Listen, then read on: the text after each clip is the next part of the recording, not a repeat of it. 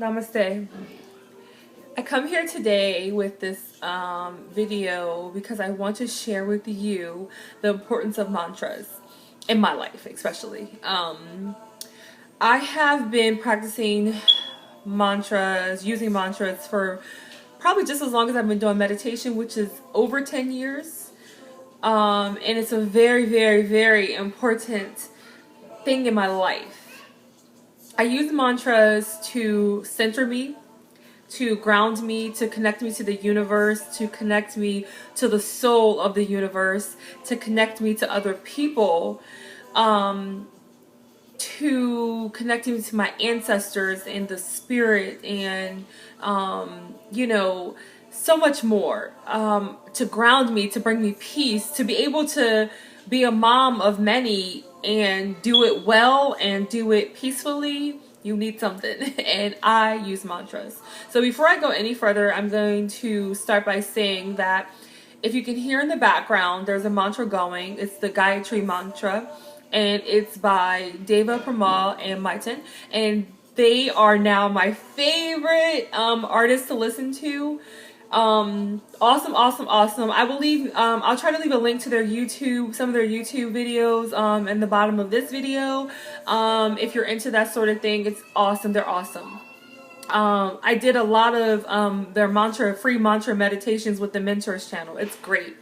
And I got a lot of knowledge from them. So that's what you hear in the background. And the Gayatri Mantra is known to be the oldest mantra known to man. So it's a very, very deep and spiritual mantra. The second thing is, I believe strongly that mantras are individual to the person. They are, it's what you make it, what you want it to be. Different mantras for different people. They're used in different ways. If you can hear, aside from my children in the background, this is in the form of song. You can use mantras in the form of song, in the form of a chant. They vary greatly, and it's a lot of them. So it really depends on the person and how you fit it in your life and what you're doing and what the purpose is for you. So I'm speaking on it from my perspective, my knowledge, the way I incorporate it into my life and my growth and my spiritual journey. So that's the first thing. It may not resonate the same with you. So the next thing I'm going to pretty much say is that even though the mantras may be individual to you and how you use them, how I use them, I believe, and it's been said, that they are universal.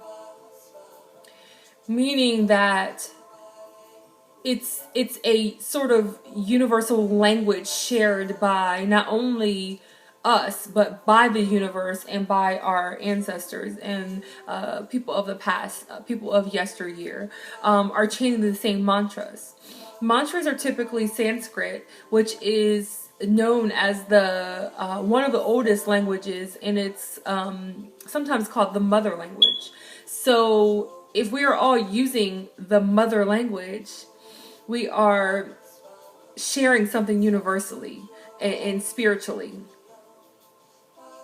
So they sort of touch us in a place deeper than just, hearing them or saying them. They touch us sort of in the core of our being. Just to give you an example, when my baby used to cry, I literally used to sing Om Shanti Om to him, which is like my favorite mantra, one of my favorite mantras, and it means peace.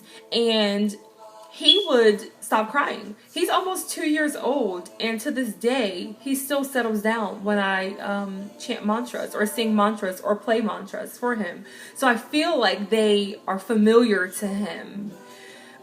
He even sings them himself.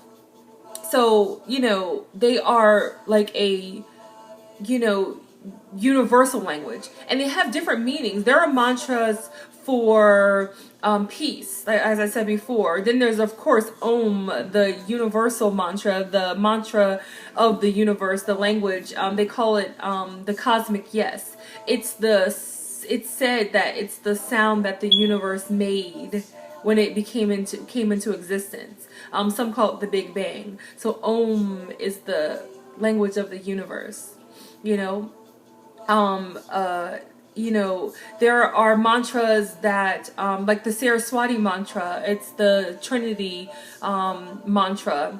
Saraswati is the goddess of knowledge and creativity and art and wisdom and nature. So that is obviously best chanted or sang outside.